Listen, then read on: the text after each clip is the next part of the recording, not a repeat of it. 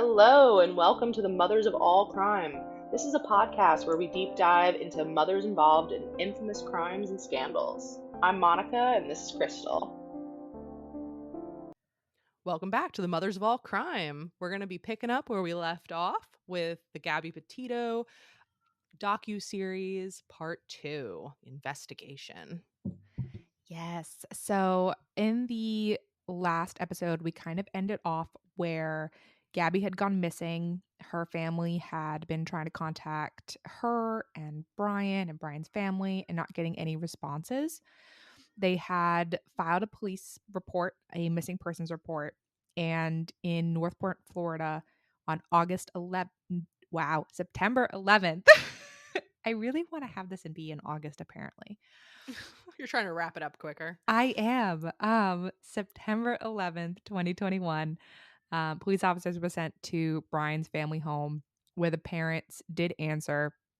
They refused to talk to the police. They did say that Brian was home, also would refuse, and any questions could be had to their attorney that they had already retained. Um, with that being said, Brian was there, the van was there, and the van is fully in Gabby's name, which is important because at that point it allowed the police to tow the van and start really looking in that investigation because the fact that they're talking to them like, hey, the parents just want like reassurance that their kid is okay and these people are being completely uncooperative really started throwing those flags up for the police. So that kind of launched this investigation, joint investigation. So I had a thought earlier and I was trying to find an answer for it. And I've seen this on, it's not just my thought, I guess, because I've seen it on TikTok and Reddit as well. And I didn't really find anything that satisfied it. But couldn't he have been arrested for Grand Theft Auto at that point because he had her car? I don't know because in you know how you can have like an authorized driver from like insurance Mm, perspectives? The car hadn't been reported as stolen. So you can't right. steal something that someone hasn't reported. I think if Mm, there was some kind of report from Gabby saying like my van is missing and someone took it, then yes. But just because her van is in someone else's possession, I don't think that qualifies. I could be wrong, okay. but I mean, that's pretty much what I was picking up as well, but I just thought that would have been a way to get him it would have been into nice. custody. Yeah. Yeah. But he's, firmly standing with his constitutional right not to speak. So Yeah. that's, I yeah. think their hope with the van was there was going to be something incriminating inside of it that they could see in plain sight. Because we have the body cam footage, which I really liked that they incorporated. They're peeking in the van as Mm, much as they can. And they told the guy who towed it to not go inside it if possible. And he's like, yeah, no problem. So they were able to keep the integrity of the inside intact without contamination from like officers or the tow truck company. So when they did, God forbid, if they did go in and there was like a massacre inside, it would have been preserved. So that didn't happen, but it was a starting point that the police were given. that's true. That makes sense. It's potential evidence for sure. Right. And this was a joint investigation between them and the department in New York where Gabby's family was. And her dad actually, because of this distance, flew down to Florida and in person to put himself there and had a press conference. And I think from here it became like a national incident. Like it spread.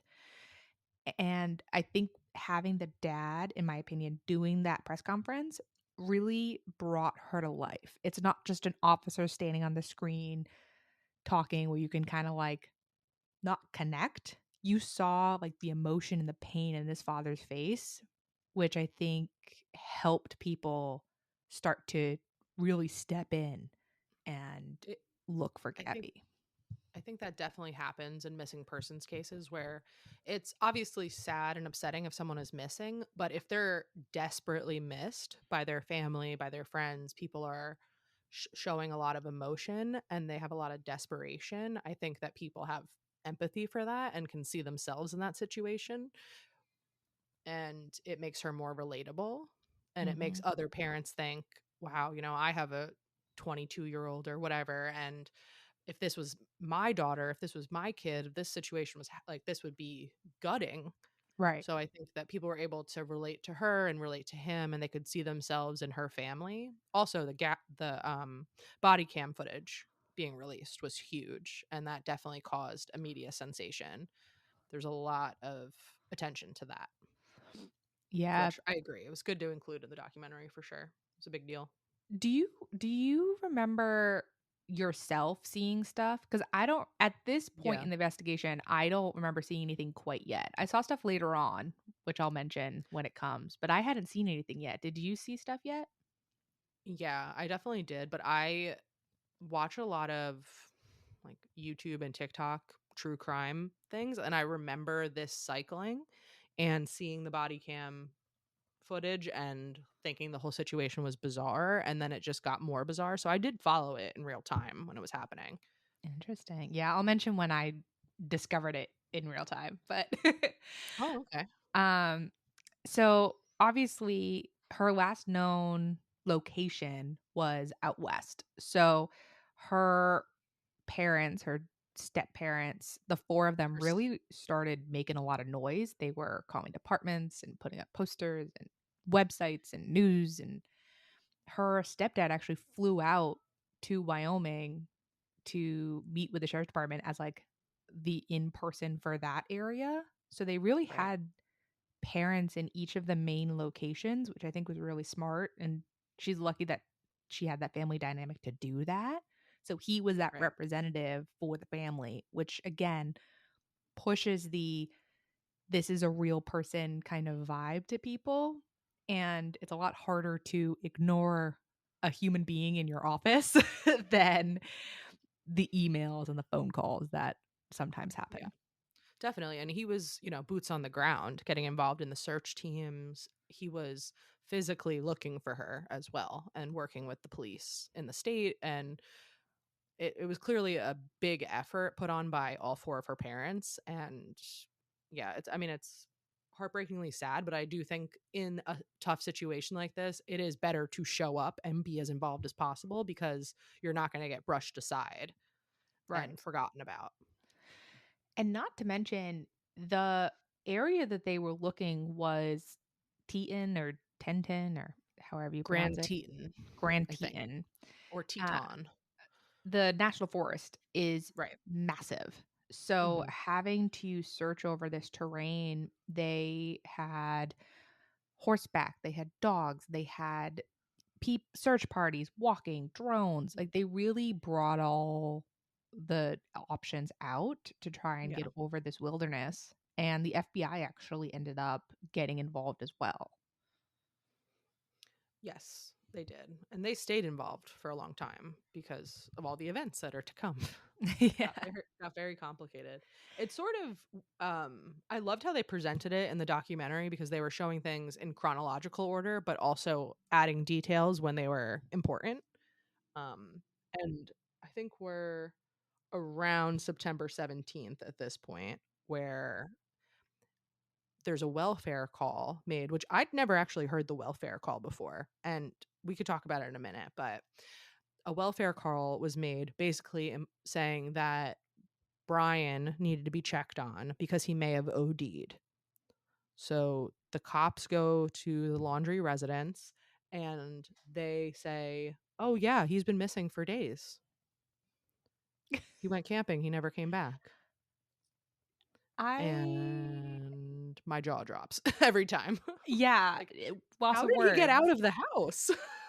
Because what I think also is important is not only do you have like police kind of checking in on the house, but there are protesters outside of this home at this point. Like normal All the time, civilian people, protesters. completely unrelated to the case, protesting outside his house and the sister's house. And again, it's not a quiet area. And during this time, I also thought was interesting. The sister ended up talking to, I don't know if it was a news person or just one of the Mm, protesters or whoever it was, that she also didn't have contact with her family, which felt a little bizarre because at the beginning it was this that I kind of thought, okay, well, she probably knows as much as the parents do. And at this point, I'm thinking the sister doesn't have any clue what's going on, other than to be told to be quiet. Don't talk to anybody. So with Cassie, I go back and forth about what she knew and what she didn't know. Right? I Yeah. think she made a lot of assumptions, and maybe they didn't confirm things to her because it could implicate her and just create more problems. So on the parents' end and even on Brian's end, I could understand not wanting to give her a lot of details. But Mm-hmm. I think she knew more than she would say, which also I do think is somewhat understandable. But I do have a note here from what she said in that interview. That she's also very devastated because she's losing her parents, her brother, and her future sister-in-law all at once. Yeah. And I thought that was very odd. Yeah. I That mean, at whole that point, Brian interaction wasn't was missing. odd. Yeah. Right. But I think it's like I paired it with that. So here's why I think that specifically is important is this welfare check that he apparently OD'd. How do you know that someone OD'd Mm, inside of a house that right. you haven't been in? Like, it had to have, Right. in my thoughts, it had to have been someone who knew the family, but obviously not his parents because his parents would never do that. But Right. I wonder if it was like her husband who called because I thought about that too. all of a sudden, like now the sister is being cut out completely and no one's talking to her. I don't know. Because it seems weird otherwise. I mean, it could have just been like a prank call, like to get the police into the house by like a civilian of like, that's the only way to get them in. I don't know. It just felt weird. I do think that it could have very well been someone that knew. I was thinking maybe Cassie husband as well. The voice didn't super sound like him, but the voice also didn't sound concerned, I didn't think. Right. It was They were very kind of saying it in a nonchalant. very very blasé, if you will. And that's not how I would call and express my concerns that someone has overdosed. And so it makes me think that it's either someone who's not involved that is trolling, that wants to have more police attention at the Laundrie house, which is possible, or it's an insider in the Laundrie family who either is genuinely concerned about Brian or is trying to blow up their spot. Yeah. And well, either way, he did not OD. Surprise. Right. Right. Spoiler. But he was Right. missing. And Missing.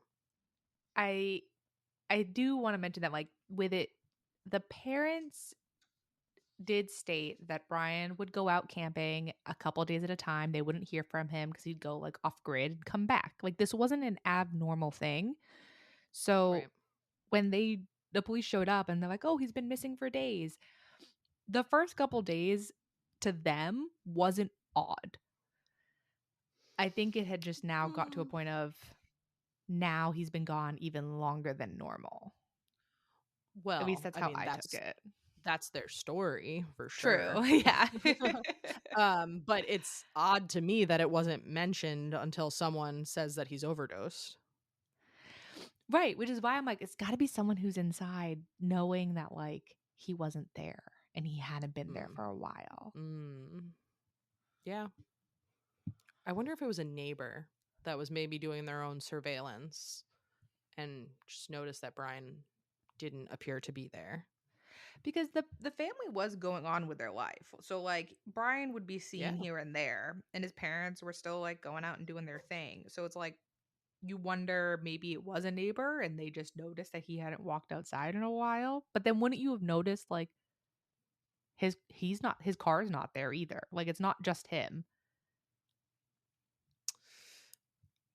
I, I think that it could have been someone that had a genuine reason to think that Brian wasn't there, or maybe that he did overdose. I don't know if he had any history of substance abuse. I couldn't find anything that said that, and there doesn't seem to be any evidence of that. But I wonder if, with all of the media attention, people were worried. I don't know. Yeah. Yeah. I'm sticking with Cassie's husband personally, but Okay. I have nothing to back that up. It's alleged for sure. Alleged, Yes. alleged. Yes. Probably a great guy, but it could have been him. I agree. But either way, that also started to spark some flags. And Ooh, yeah. I think that also took the turn of he is missing, and then, okay, is he also like weird, but is he on the run or is he not okay? Like, what's happening with Brian now? Because now you have two Right. missing people, and you can't really charge Brian without Gabby, if that is the case. So they Right. really doubled down on trying to find Gabby and where Gabby was. And you definitely can't charge Brian without Brian. So this is Right. a double missing persons case. And because this was on the media, it started to attract a lot of attention. And that's when people on TikTok, on Instagram, on social media are realizing that they maybe have had interactions with Brian Laundrie. And so Mhm. witnesses are coming forward to say, he was hitchhiking. I saw him. I have this weird picture. This is probably him. And it's kind of helping put a timeline together. Yeah, they were saying that there was 200 to 300 tips a day coming in. Right. And And most of them were not credible, right. obviously. But I there was were a couple. gonna say, like, that's the one problem when you open it to the public to give tips is the majority of what you get is garbage. Right. However, when you do get something, it tends to be gold. So they had a couple times where someone like picked him up hitchhiking so they could locate, Mm-hmm. okay, Brian was here during roughly this time. And there were other van vloggers with footage of where the van was parked Mm-hmm. in like a different spot. So they started taking all these different pieces and putting together a more accurate timeline on that day for them. And okay, so Gabby's last physical footage of her on a camera was that Whole Foods. All right, then they Right. went where? So you have, okay, we drove by the van. He hitchhiked, I think, with two separate people, if I remember. Mm-hmm. Yeah. And he mentioned that his fiance was waiting for him to them. Again, he's the only one who calls her fiance, but Do you I think still that's I think it's significant? so weird. Like, It's I weird. don't know. But yeah, so each time it was, oh, you can drop me off here and I'll walk because my fiance is waiting for me. And one of the women who picked him up, kind of in the moment, she was talking about, she's like, in the moment, I didn't think it was weird. I kind of like made a joke about what you don't want your fiance seeing some woman drop you off.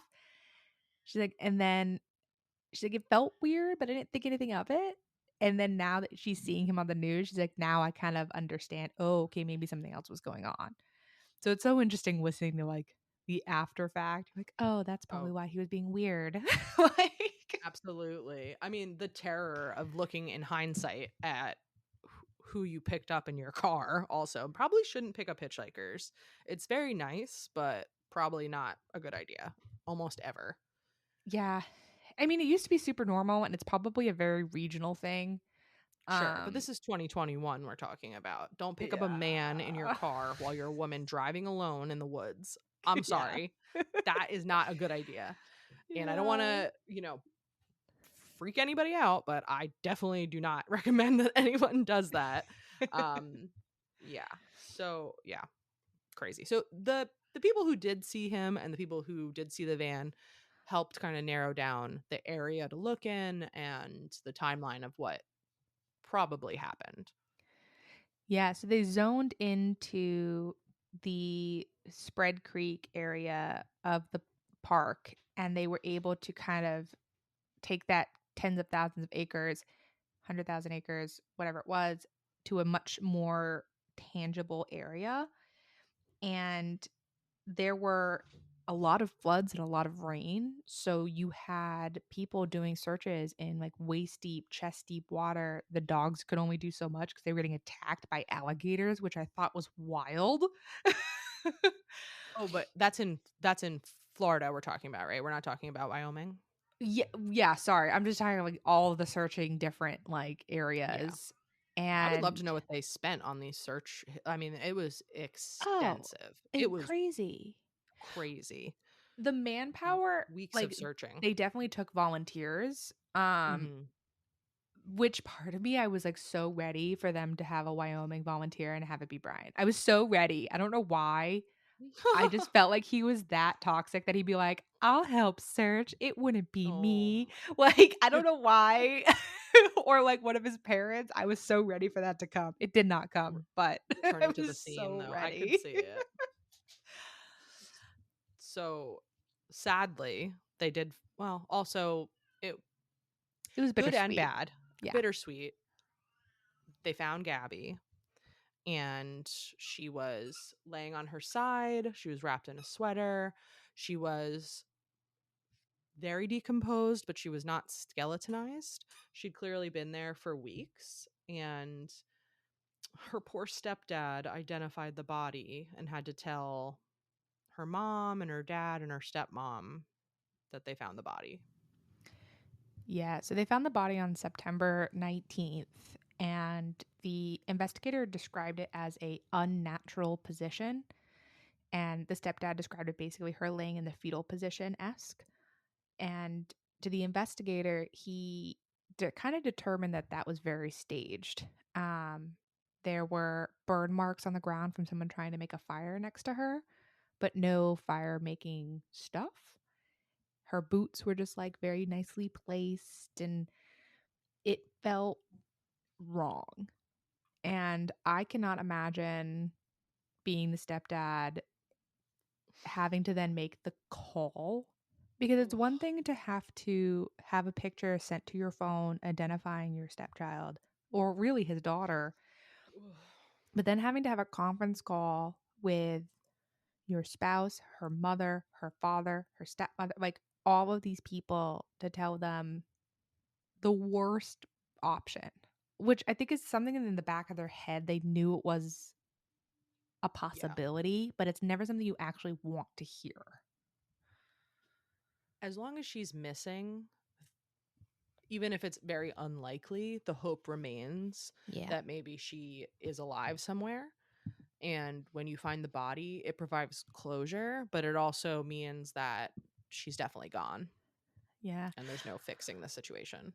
I do really appreciate though that they made it a priority to inform the families and protect the scene and Gabby's integrity and her Hmm. decency. They did a really nice job of like making sure all that was done prior to the national news finding out.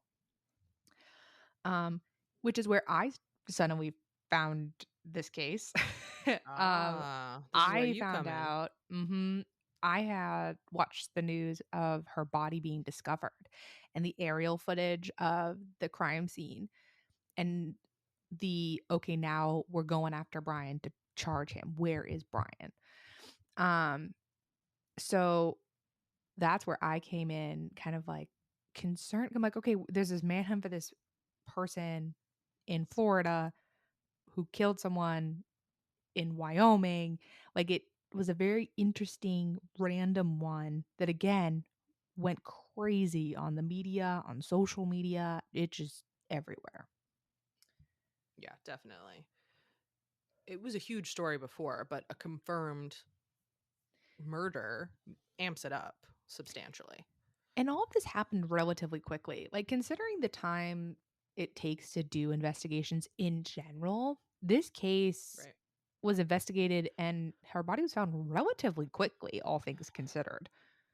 I mean, it probably felt like torture for the Petito family, but it really was only 8 days. Yeah. From filing the missing persons report to her body being recovered, it was 8 days.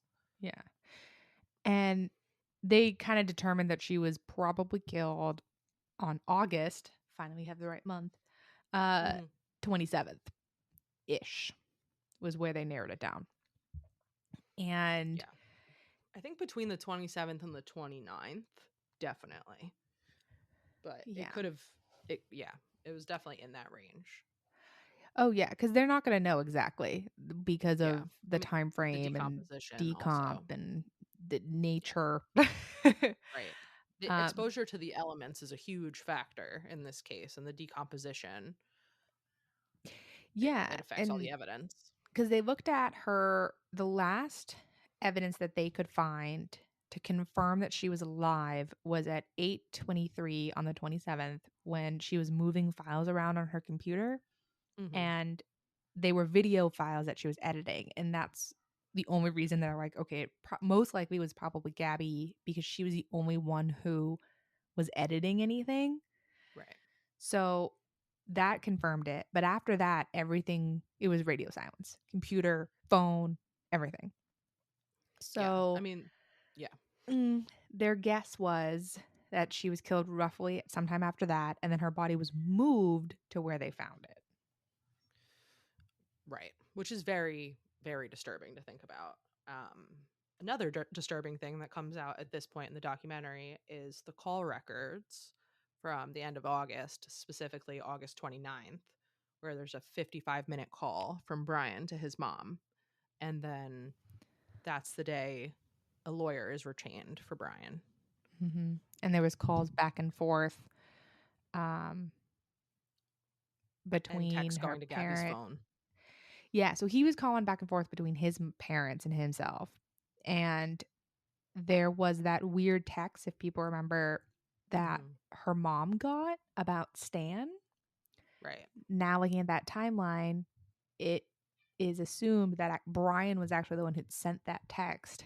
And then he started texting back and forth between his phone and Gabby's phone to like make it seem like they were having a conversation and, oh, I miss you and I'll see you soon. And again, establishing an out, like he was aware enough of what was going on to start creating his alibi.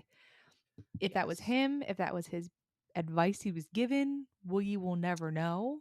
But We will not know. either way, you're calm enough to do this. Right. So August 30th is the last text from Gabby's phone, and that's to her mom, Nicole. And it says, no service in Yosemite, which does a couple of things, right? It provides a different location than where they actually are. They're not in Yosemite, they're in Grand Teton. Mm-hmm. They also, he's telling her mom that she doesn't have service. So when her mom is trying to call and text, or other people in her life are trying to call and text, if she's not responding, it provides some time and distance because you're going to presume, like, oh, she'll get back to me when she has service. So laying the groundwork for giving himself some time, basically. Right. And at that point, he started his drive back to Florida, which Mm-hmm. very casual. Got in the car. He used Gabby's debit card periodically for gas and food, and again, establishing that she's with him. And one thing that I thought was both ridiculous, but also like I see the thought process is he zelled $700 from Gabby to Brian with Mm-hmm. the caption of "Goodbye, Brian. I'll never ask for anything again." And I thought that was a interesting tactic because she had already mentioned to her mom, like, "Oh, if I buy out him, Mm-hmm. I can go solo travel," which my assumption is with the way he had seemed to be behaving, he probably had been reading her texts and all of that stuff. So he knew that this was a conversation she had had. Right. By doing that, it could be, oh, well, she went off and did her thing, and here's the money for it to prove that she went off and did her solo adventure. Right. I mean, he clearly had her phone, had access to everything in it, including her banking apps. So he probably read all of her text messages and was shaping the narrative around that. Also, I don't think he had any money. So I think he was looking to get every last penny he could out of her. Yeah. And Gabby's family had been sending her money periodically. And I think that's probably most of what she had would be my assumption. But again, we have no idea Yeah, and if it her was all Taco her Bell money or money, no I money. guess. Yeah, her Taco Bell. Um, this is where, in my opinion, if I was a murderer, Which you're not, for the I'm record. not, for the record. I if I was gonna do this, you send that Zelle. I would probably find some state park somewhere or something and leave the van, fly home. Sorry, I don't know where she went. I don't. She paid me for the Right. van. She went off and did her thing. Like, it wouldn't be the first time that Brian flew home and left Gabby by herself somewhere. That's true. So, He'd done it very recently. yeah. Like, So, he like, clearly could do it again. why wouldn't you just leave the van? Like, And if he had left the van somewhere else, completely not connected to where her body was, it would have been way harder for anyone to find it. they might never. Not, I do think with the way that her parents handled it, they would have eventually, but they might not. Like, there is that chance that it would have been just enough different. Like, if he left it in Texas or something, Right. it it was possible to figure out a way around it. He drove it to his parents' house and parked it in the driveway. Like, not Which makes me think the lawyer was not giving him that advice, because I have a hard time believing that that was the advice, like the legal advice. But I think that maybe he was paranoid to get on a plane or something like that, right. which is silly because no one's looking for you yet. Right. And it would have definitely been smarter for him to drive somewhere else, ditch the van, call his parents, say, Gabby and I got in a fight. She bought me out of the van. Can I come home? Can you help me get a plane ticket? And Done. then when the cops knock on the door, you say, oh my God, what do you mean? She was Right. totally fine. She was mad at me, but she was fine. Yeah. But Yeah. that was not his Plausible decision. deniability. Just saying. Would have been my guess. I don't think he thought things through. I also don't think the lawyer knew the extent of the situation, or he was not listening to his advice, because I have a hard time believing that you would drive a van full of evidence across the country with you. Yeah. I think the advice would have been coming from his parents, not the attorney. Right. Because an attorney It's like, can't tell you advice on how to get away with a crime. But for sure. Yeah. I think his parents probably were giving him advice that he was listening to, plus his own creativity. But either way, at this point, he's now, like, he officially became a federal fugitive as of September 22nd, and the hunt was on. And the FBI alone was getting over 4,000 tips a day for him and where he was. Like, everyone got involved. Crazy. And I think the charge was just debit card fraud at first, because that's really all they could.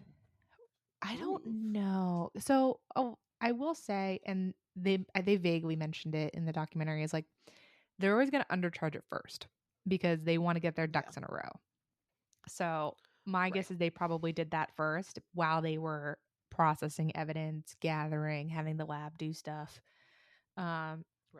One thing it took a while to get the autopsy back. Yeah, exactly. Like, that had to be done. Like, it's not going to happen overnight. Right. But, like, Dog the Bounty Hunter got involved, which I think is kind of like. I know. Dog gets involved in a lot of because he was involved in Casey Anthony, that stuff too. He gets really in there with these high profile cases. And partially I think it's because it's high profile. He's got to, like, he's getting older and he doesn't do as extreme stuff. So, like, that's how he keeps relevant. But I also really loved it. I'm not going to lie. Yeah, it was a blast from the past to see him. Yeah, for sure. Yeah, listen, he also has a lot of resources and he's got funds, and I think and he'll throw his funds around. Yeah, you know, if it's going to get him media coverage, which it did, he's going to throw a lot of resources at a case that needed it. So yeah, more power to him. I think that, you know, because at that point they're still looking for Brian. So, and this is he was very confident that he would find. He's like, I got this. He watches me. Like, no, I don't think he has anything to back that up. But he's like, no, he probably is my fan. Probably not, because Brian was like a 23-year-old guy who probably had never even heard of Dog the Bounty Hunter. Yeah, crunchy, super crunchy. Yeah, for sure. But this is But the where that. autopsy. I'm Oh, sorry. sorry. Ah! I was gonna say this No, was no, no, it's okay. my waist deep search party that I mentioned before. Right. There was a lot of natural elements happening and a lot of weather impacting this specific search that again had to have had a lot of resources being put to it. Right. And this is where the gators are, which had to make everything extremely terrifying. I cannot imagine wading through chest deep water knowing there's alligators in it. Nope. Ah, Yeah, and there was like Florida freaks me 20,000 out. acres that they were searching. And the Right. park had we should mention that it was in a park. Um Right. They had found the car he had driven at one of his favorite parks that had been there for a while. It got ticketed. Um, and the park was closed because of all that rain. And so it was one of those I'm like, all right, if he's out there, he was out there while the park was closed. So he had time to do whatever he needed to do or go as far as he wants to. 20,000 acres is a lot of territory. It's huge. It's huge. Yeah. Which makes it even odder how things ended up, because after the park is finally reopened because the weather improves, which after Brian's been missing for 37 days, October 20th, 2021, his parents start searching. And this is the first time that they've been there to search because the park has previously been closed. And within 1 hour of them being there, they find his waterproof book bag. And then about 30 minutes after that, they find his skeleton. His mom and dad found his skeleton within 2 hours of searching after 3, almost 4 weeks of the FBI and volunteers and the police Yeah, searching. professionals can't find you. Right. But 2 hours within, what did they say, like a mile of where It was, his car yeah. was? Mm-hmm. You're right. They definitely wouldn't have checked there. Like, come on. Definitely not. Right. So, pretty odd. So, they find his book bag that has a waterproof notebook, which also seems like a very handy thing to write on in this kind of situation where you're going to be in a flooded park. So, I have the note. It's pretty long that he wrote that's in there. I don't know if you want me to read the whole thing. Do you have a snippet of the part you think is big?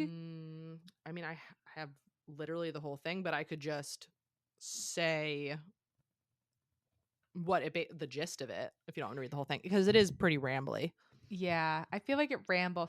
Give me a little tidbit here and there in the gist. Okay, so he starts it addressed to Gabby. I wish I was right at your side. I wish I could be talking to you right now. I'd be going through every memory we'd made, getting even more excited for the future. I can't live without you. It goes on like that for a long time, where he's basically saying that she was the love of his life and they had all of these crazy memories together. They were all so great. That And love bombing then we mentioned. Yep. a Love, lot of love, love love. bombing. Mm-hmm. Um, apologizing to her family, apologizing to his family, saying that everyone is grieving because they all loved Gabby so much and they all loved him so much. And then there's a bizarre description, which I think I may read this part. They loved as much, if not more than me. A new daughter to my mother, an aunt to my nephews. Please do not make this harder for them. This occurred as an unexpected tragedy. Rushing back to our car to cross the streams of Spread Creek before it got too dark to see, too cold. I hear a splash and heavily gasping my name. Oh, wait, I'm sorry. I hear a splash and a scream. I could barely see. I couldn't find her for a moment. Shouted her name. I found her breathing, heavily gasping my name. She was freezing cold. We had just come from the blazing hot national parks in Utah. The temperature had dropped to freezing and she was soaking wet. I carried her as far as I could down the stream towards the car, stumbling, exhausted, in shock. When my knees buckled and knew I couldn't safely carry her, I started a fire and spooned her as close to the heat. She was so thin and already been freezing too long. I couldn't at the time start the fire, but I just wanted her out of the cold. Blah, blah, blah, blah, blah. So when I pulled Gabby out of the water, she couldn't tell me what hurt. She had a small bump on her forehead that eventually got larger. Her feet hurt, her wrist hurt, but she was freezing, shaking violently. While carrying her, she continually made sounds of pain. Laying next to her, and she said, little time lapsing between violent shakes. It's just this whole description of her gasping in pain and him saying that he ended her suffering. He took away her pain in an act of mercy. And the moment he did that, he knew he could not live without her. Which the autopsy report did come back and said that Gabby died by her cause of death with homicide as a result of blunt force trauma and manual strangulation. Mm-hmm. So if we take his letter, we'll start there and take it for what his version is. She slipped on a rock, hit her head, fell into the stream, and like,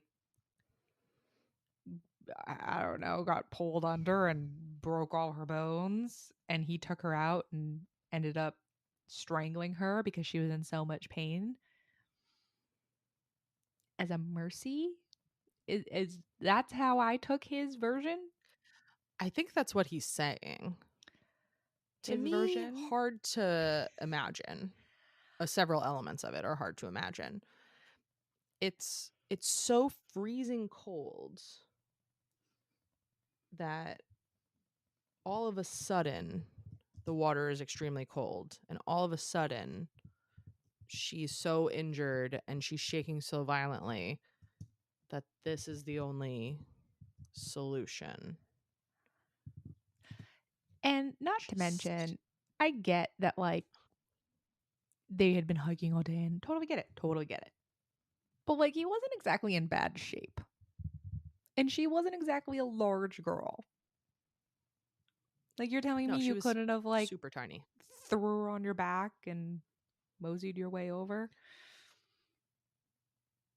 I feel like I'm really, really fixating on the weather, but it's the end of August.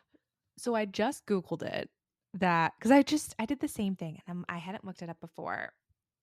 In August in Teton National Park, the daily high temperatures are about 80 degrees, 75 to 80. And the average lowest temperature is 40 to 44. Cold but not freezing. Right. Like if you're wet in 40-degree weather, you're not a happy camper, but you'll live. You don't need a mercy killing. Like From a bump on, she had a bump on her head and you mercy killed her? And why couldn't he just keep walking to get the car? Go get some help. Call someone. Like, again, I can only imagine you're probably in a very remote area, but there's park rangers. There's people who are literally their job is to come save you if you get hurt in these parks. People get hurt all the time. So you have to mercy kill her because there was an injury that happened? Sir. What doesn't make sense to me is he was eventually able to get back to the van, get back to their phones, contact people, and so it's like you could have still done that at the time. There's no difference. There's no element that changed where you suddenly can now walk to get help. You could have done that because you called your mom for 55 minutes. So, and let's also remember the quote unquote burn marks. So he is telling the truth that he tried to light some kind of fire. But you were also in a park. You're telling me you lit this fire and there's absolutely nothing there to make it larger? I want to read the last paragraph of this though, because I find it so infuriating that he wrote this. I rushed home to spend any time I had left with my family. I wanted to drive north and let James or TJ, Gabby's dads, kill me, but I wouldn't want them to spend time in jail over my mistake. even though I'm sure they would have liked to. I'm ending my life not because of fear of punishment, but rather because I can't stand to live another day without her. I've lost out on our whole future together, every moment we could have cherished. I'm sorry for everyone's losses. Please do not make life harder for my family. They lost a son and a daughter, the most wonderful girl in the world. Gabby, I'm so sorry. I have killed myself by this creek in the hopes that the animals may tear me apart, that it makes some of her family happy. Please pick up all of my things. Gabby hated people who litter. And it was determined he committed suicide by gunshot to his head. Yeah. Right. Which Did we ever find? So, to my understanding, they also never found the gun. that's my understanding as well. They That they found found this bag of stuff, right. but that wasn't actually with his body. And his Well, body had clothes, I guess, with it a little bit. It was yeah, mostly just bones, though. right. And him decaying, because I think they said he was discovered on October 22nd because the park had been closed for a bit. So, yeah, he had been there for a while. If in theory he had gone out the day a couple days before the welfare check. So decomposure probably would have happened with all of the animals and the rain, and he was submerged. Yeah, all right. But completely just bones feels I know. like a lot. I again don't know much about decomposition. We've done a little bit of research on it for another case, but it still feels like a lot. And this bag of stuff was in again water. It assumes that it moves, but you would think that at that point we're going to start searching for the gun, because obviously, like, if you shoot yourself in the head, you can't like put it back in the bag, like. Right. And a lot of animals, a lot of water, probably is a good place for it to go missing in a swamp. Sure. But it just still also, you find all this other stuff, but you don't find that. It just feels bizarre. Yes, I agree. And I have a lot of thoughts about Brian's actions, his family's actions. I don't know if we want to save some of that for part 3, because I feel like I'm going to go on like a little tirade. But I mean, Yeah. Well, I think part 3 is a really good, this might be a good place to stop then, because we have a lot of questions. We also have a civil wrongful death suit that gets filed, right. and some legislation action that the Petito family gets involved in that is really Gabby motivated and trying to help other people and change the way that the world works. Um, so that's all going to be coming in episode 3. But before we start that, do you have any final thoughts up in the investigation or the disappearance, anything up until this point? I feel like not probably without getting into the weeds of all my conspiracy theories, but I am impressed that they were able to find Gabby's body as quickly as they did. And I think that it probably was not appropriate for Brian's parents to go searching. But I also understand at that point, that many weeks in, letting them participate, especially since they had not been charged with anything. Yeah, I think, listen, if you have a missing child, you have the right to go search for them. Because from our outside understanding, they don't know where their son is. Their son is missing just like Gabby is. So Gabby's parents were allowed to be involved in her search. Brian's parents have the right to be involved in his. So I do I know. I know. That's It's just probably because we don't true like him. But I do for think it's them. kind of funny that if by fluke chance they did just happen to come across his body, I do think it's kind of ironic, maybe is a better word, that his parents found his body. That's I horrible. just think And I feel the bad saying odds. that. But like, The good. Your son murdered someone. I'm glad. Like, not that you ugh, deserve pain, but well, that remains to be seen. But I just, to me, I'm skeptical that they're that good at search and rescue, and they're way better than the FBI and the police. Yeah. I mean, part of it also, I think things can move around. So maybe they searched that and it wasn't there at the time.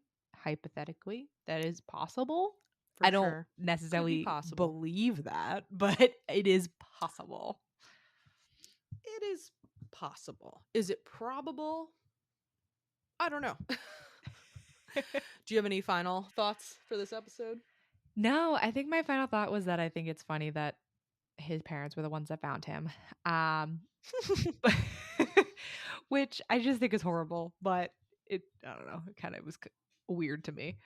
But I am also very glad that the Petito family was given the closure of finding her. They can put her to rest. They can start to heal, because it's a lot harder to heal when you don't have something tangible, I guess.